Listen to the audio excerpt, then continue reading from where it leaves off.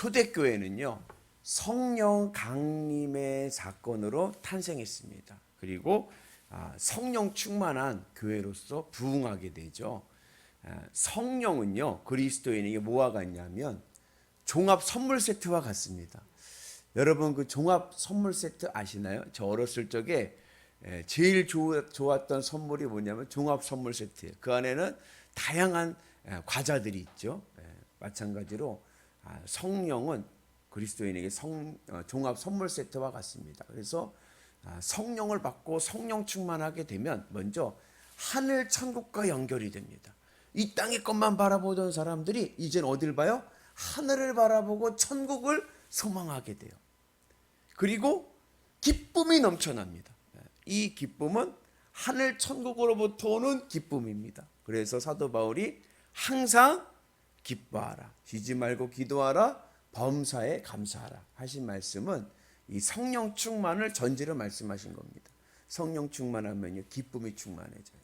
그리고 성령 충만하면 은사가 나타납니다. 그래서 다양한 하나님의 은사, 방언의 은사, 병고침의 은사, 통변의 은사, 이런 영적인 것만이 아니라 봉사의 은사도 있고 전도의 은사도 있고, 예전에 하지 않았던 사람이 성령 충만하니까 교회에서도 충성하고 봉사하고 섬기는 모습을 보게 됩니다. 그리고 성령 충만하면 문제 해결의 은혜가 있습니다. 그래서 우리가 어렵고 힘든 일이 있을 때 이 문제 어떻게 하지? 할 때 어떻게 해야 돼요?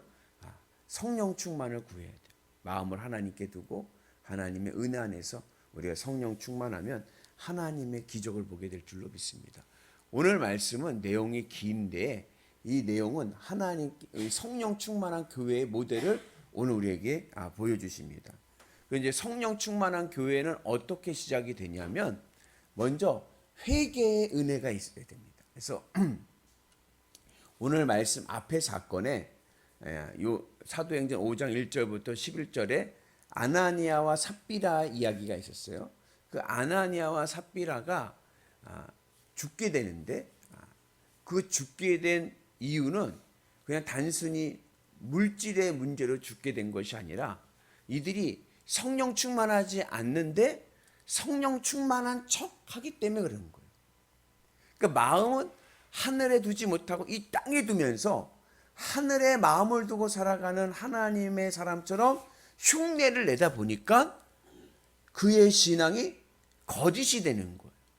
그래서 죽게 됩니다. 만약에 아나니아와 삽비라가 자신들의 믿음을 부족함을 인정하고 회개하고 부족한 모습 앞에서 하나님 앞에 나왔다면 아마 하나님께서 그들을 위로해 주시고 그리고 그들을 돌봐주셨을 텐데, 그러지 않고 성령 충만한 척, 믿음 있는 척, 거짓된 모습을 보이다 보니까 그렇게 된 거예요.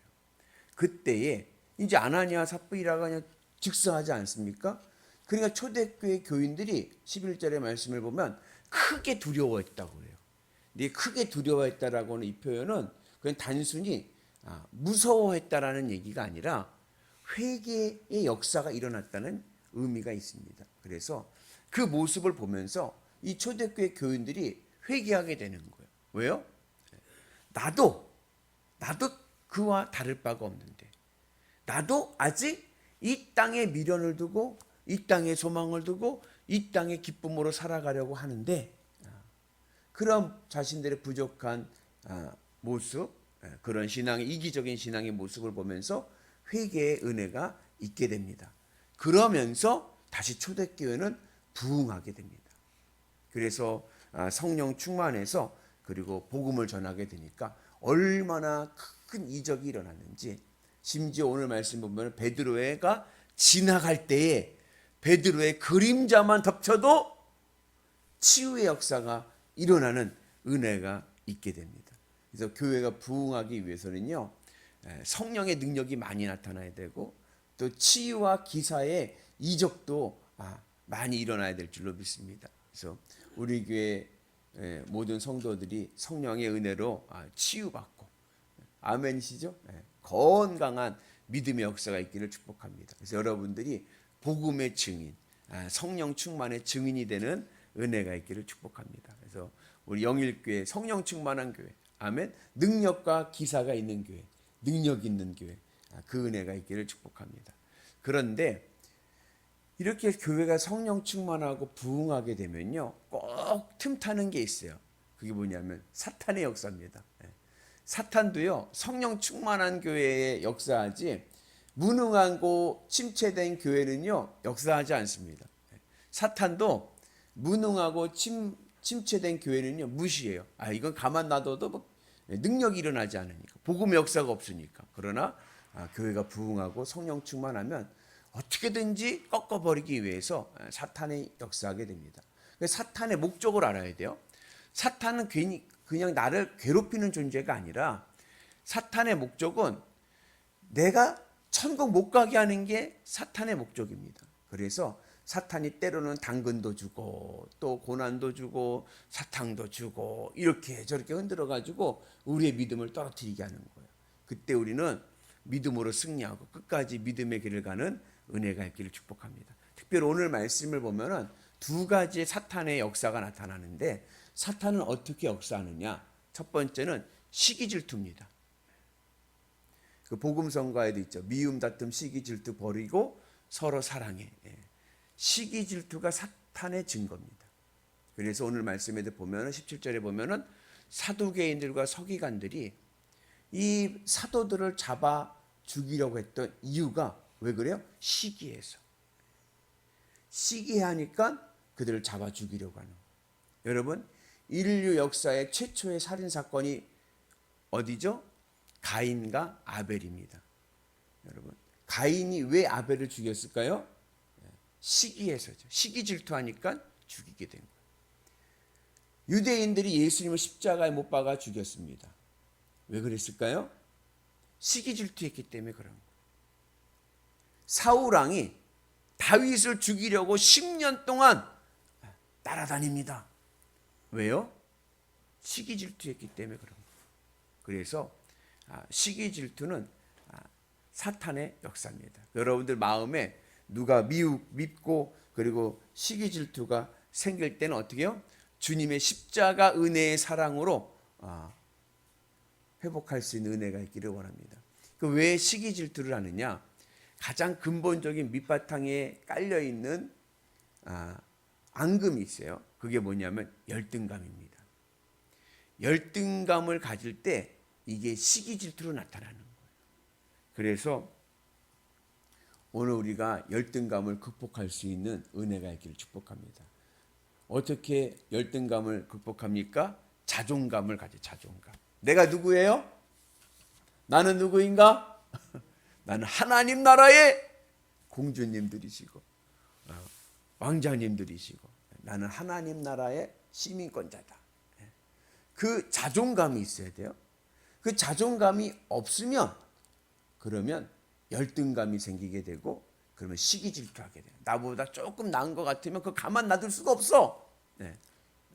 그래가지고 미워하고 해코지하고 그러는 거예요.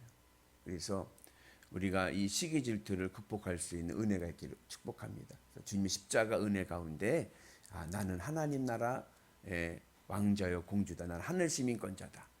그 마음을 가지고 자존감을 회복하면, 그럼 누가 뭐라고 이렇게 해도 그게 크게 상처되지 않고 우리가 믿음으로 나가는 은혜가 있고 성령 충만의 역사가 있게 될 줄로 믿습니다. 그리고 이러한 시기 질투했던 사두개인들과 서기관들의 그 억압 속에서 오늘 하나님께서 감옥에 갇혀있던 사도들을 풀어줄 때에 하나님의 방법이 있어요. 그것은 뭐냐면 오늘 보니까 주의 천사가 나타나서 옥문을 열어줬어요. 이거는 하나님의 방법이 있다는 것을 말씀해 주고 있습니다. 사두개인들은요 천사를 안 믿었어요. 제가 한번 예전에도 말씀드린 것 같은데, 유대인들은요 내세를 믿지 않습니다. 죽으면 끝이에요. 그러니까 뭐밖에 몰라요? 돈밖에 모르죠. 죽으면 끝인데 이 땅에서 잘 먹고 잘 살아야 되니까 돈밖에 모르는 거예요. 유대인들은 하여튼간 어떠한 이권이 있다 하면 거기에 달라붙어 갖고 쫙쫙 빨아먹는 거예요. 사두개인들은 신적인 것을 믿지 않았습니다. 영적인 것을 믿지 않는 거예요. 죽으면 끝이지. 그 예수님께서 부활을 말씀하실 때도 사두개인들은 콧방귀를 뀌는 거예요. 부활이 어딨냐 이러면서. 그 사두개인들은 천사를 믿지 않았어요. 그런 게 어딨어? 근데 하나님은 사두개인들이 믿지 않은 그 영적인 사건을 통해서 사도들을 감옥에서 풀어줍니다. 그래서 내 생각과 내 판단과 내 이 경험 이게 전부가 아니라 하나님의 방법이 있는 거예요. 아멘이시죠? 믿음으로 나가면 하나님의 놀라운 방법을 깨닫고 하늘의 큰 은혜와 그리고 축복을 누리게 될 줄로 믿습니다. 그 은혜가 오늘 우리 가운데 있기를 주님의 이름으로 축복합니다. 여기서 사단이 우리를 공격할 때 하는 첫 번째 오늘 말씀에서 볼 수 있는 것은 시기 질투를 일으키는 것이다. 우리의 감정을 건드리는 거예요. 두 번째는 이건 직접적인 건데 억압과 박해입니다. 예. 안 돼. 그러면은 그냥 막 억압하고 박해하는 거예요. 그래가지고 실질적으로 교회에 억압을 하고 박해를 하고 여러분 싸울 때는요 반칙이 없는 거예요. 그죠? 스포츠는 반칙이 있어요. 그러나 싸움은 반칙이 없잖아요. 그러니까 사탄은요手段과 방법을 가리지 않는 거예요. 그냥 하여튼간 별의별 억압과 박해를 통해 가지고 진짜 그렇게까지 해야 되느냐? 그렇게까지 우리를 괴롭히고 그리고 우리를 못 살게 굽니다. 그리고 없는 죄도 만들어서 예수님도 그렇잖아요. 예수님도 없는 죄를 만들어서 십자가에 못 박아 죽게 하지 않으셨습니까? 그러한 일들이 일어나게 됩니다. 이때 어떻게 해야 되느냐? 여러분 사탄의 세력이 나를 억압하고 박해하고 이거는 뭐 반칙 왕인 거예요. 막 나를 어떻게든지 넘어뜨리려고 막 음해하고 해코지하고 할 때 어떻게 하시겠어요? 같이 맞짱 뜨시겠습니까? 아니요. 나에게 억압이 오고 고난이 오고 힘든 일이 올 때 나는 가리라 믿음의 길을 가리라. 창세기 요셉을 바라보면서 요셉의 믿음을 롤 모델로 삼으셔서 믿음의 길을 가는 은혜가 있기를 축복합니다. 그래서 어렵고 힘들고 억울한 일이 생겨도 나는 성격 없는 줄 아냐? 이러면서 싸우지 마시고 나는 가리라 믿음의 길을 가리라. 주님의 십자가 은혜 안에서 믿음의 고백으로 승리하기를 축복합니다. 그래서 오늘 말씀을 보면은 이 사도들의 5가지 신앙의 모습을 보게 됩니다. 억압이 오고 고통이 올 때 어떠한 신앙 고백을 했느냐? 사도들은요. 먼저 십자가에 죽으신 예수님을 붙잡고 나를 위해 죽으신 예수님. 나에게는 하늘 천국이 있다. 그 십자가의 은혜를 마음에 새기면서 나가는 거예요. 그리고 하나님이 살리신 예수님. 예수님의 죽음이 끝이 아니라 부활의 은혜가 있는 줄로 믿습니다. 결국 우리는 승리하리라. 아멘. 아무리 사탄의 세력이 나를 꺾으려고 해도 내가 믿음의 길을 가면 하나님께서 우리를 승리의 은혜로 이끄실 줄로 믿습니다. 요셉과 같이 우리는 반드시 승리하실 줄로 믿습니다. 그래서 하나님이 살리신 예수님 그리고 왕이신 예수님 구세주 예수님 나를 구원하시는 예수님 이 땅의 왕이 되시는 예수님을 고백하면서 그 신앙을 지킨 거예요. 그리고 또 나는 어느 곳에 가든지 복음을 전하는 은혜를 가지고 하나님의 역사를 경험하게 된 줄로 믿습니다. 그래서 우리는 증인이다. 하나님의 증인. 어느 곳에 가든지 복음을 증거하는 은혜가 있기를 축복합니다. 그리고 성령 충만의 은혜를 사모하며 살아간 거예요. 그래서 우리가 성령 충만하면 어떠한 악한 세력, 사단의 세력도 극복하고 믿음으로 승리하는 역사가 있게 될 줄로 믿습니다. 그리고 그런 믿음 안에 있을 때 하나님의 은혜와 표적이 일어나게 될 줄로 믿습니다. 그래서 늘 주님의 십자가 은혜를 붙잡고 그리고 부활 승천의 은혜의 능력을 사모하면서 나가면 우리의 삶도 성령 충만해서 하늘의 기적을 보게 될 줄로 믿습니다. 그리고 오늘 말씀했던 마지막 교훈 한 가지가 뭐냐면 가말리엘이라는 사람이 나옵니다. 가말리엘은 여러분 많이 들어보셨죠? 사도 바울의 스승이에요. 그리고 그 당시에 당대 최고의 학자입니다. 오늘 복음을 전하던 사도들이 어디에 잡혀왔냐면은 공회에 잡혀왔습니다. 공회. 산헤드린 공회, 유대인의 최고의 법정이에요. 그런데 그 공회에서도 이 가말리엘의 랍비의 말 한마디에 모든 이들이 다 수긍을 하는 거예요. 그만큼 권위가 있고 존경을 받던 인물입니다. 근데 가말리엘이 무슨 말을 하냐면 이런 말을 하는 거예요. 이게 하나님의 일이면 하나님의 일이 나타날 것이고 사람의 일이면 없어질 것이다. 그러니 하나님께 맡기자. 그렇게 이야기를 합니다. 오늘 우리의 삶 속에 하나님의 일이 나타나는 은혜가 있기를 축복합니다. 사람의 일은요 없어지고 마는 거예요. 사람의 계획은요 없어지고 맙니다. 그러나 하나님의 일은 영원할 줄로 믿습니다. 아담으로부터 시작됐던 하나님의 역사가 오늘 이 자리까지 왔습니다.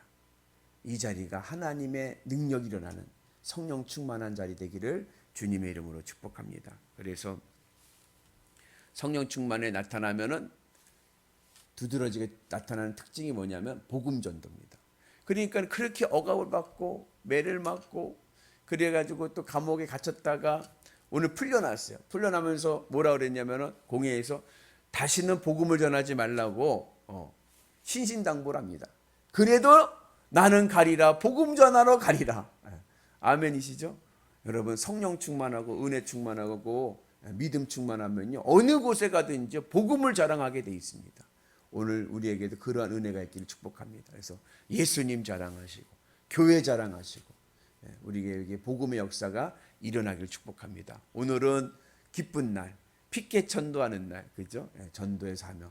시간이 못 되시는 분들은 주어진 삶의 자리에서 복음을 자랑하자.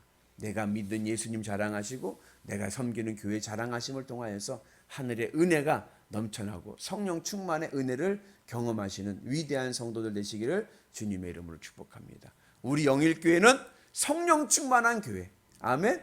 능력 있는 교회, 우리 모두 십자가 복음 안에서 능력 있는 교회, 성령 충만한 교회 안에서 하늘의 능력과 기적을 보는 위대한 성도들 되시기를 주님의 이름으로 축복합니다.